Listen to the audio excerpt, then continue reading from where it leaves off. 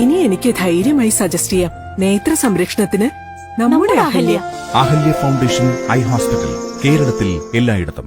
Pattambi government high school 1980-81 SSLC batch Ongallur പഞ്ചായത്തിലെ Maruthur buds സ്കൂളിൽ സൗഹൃദ സംഗമം സംഘടിപ്പിച്ചു. വൈവിധ്യമാർന്ന പരിപാടികളോടെയാണ് Pattambi government high school 1980-81 SSLC batch സൗഹൃദ സംഗമം ഓങ്ങല്ലൂർ പഞ്ചായത്തിലെ മരുതൂർ ബഡ്സ് സ്കൂളിൽ വെച്ച് സംഘടിപ്പിച്ചത്. ബാച്ച് ചെയർമാൻ വിജയൻ പൂവക്കോട് ഉദ്ഘാടനം ചെയ്തു. കോർഡിനേറ്റർ TC കൃഷ്ണൻകുട്ടി അധ്യക്ഷത വഹിച്ചു.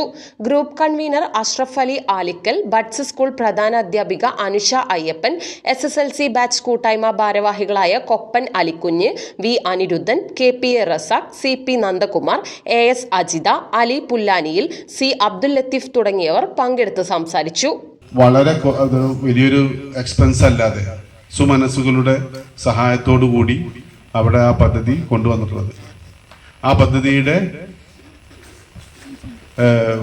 ആ പദ്ധതിക്ക് എവിടുന്നാണ് മോട്ടിവേഷൻ കിട്ടിയെന്നുള്ളത് ചോദിച്ചാൽ, കാസർഗോഡ് നടന്നിട്ടുള്ള എൻഡോസൾഫാൻ ദുരിതബാധിത പ്രദേശത്ത് ഇത്തരം കുട്ടികളുടെ ആധിക്യം കൂടിയപ്പോൾ അവിടെ ഒരു ചാരിറ്റബിൾ ട്രസ്റ്റ് തുടങ്ങി വെച്ചിട്ടുള്ളത് കണ്ട് അതോടനുബന്ധിച്ച് നമ്മുടെ ചെറുപ്പക്കാരായ ഒരു ടീം അമൽ ചാരിറ്റബിൾ ട്രസ്റ്റ് പട്ടാമ്പി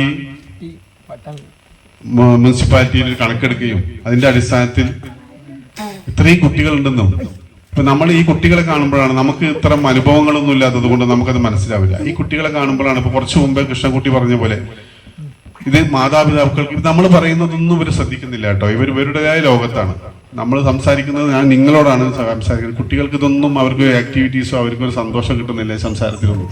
അവർക്ക് എന്താണോ സന്തോഷം കിട്ടുന്നത് അതിലോട്ടാണ് നമ്മൾ പോകേണ്ടത്.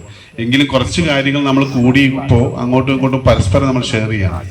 തുടർന്ന് ബഡ്സ് സ്കൂൾ കുട്ടികളുടെയും അധ്യാപകരുടെയും SSLC ബാച്ച് അംഗങ്ങളുടെയും കലാപരിപാടികൾ അരങ്ങേറി.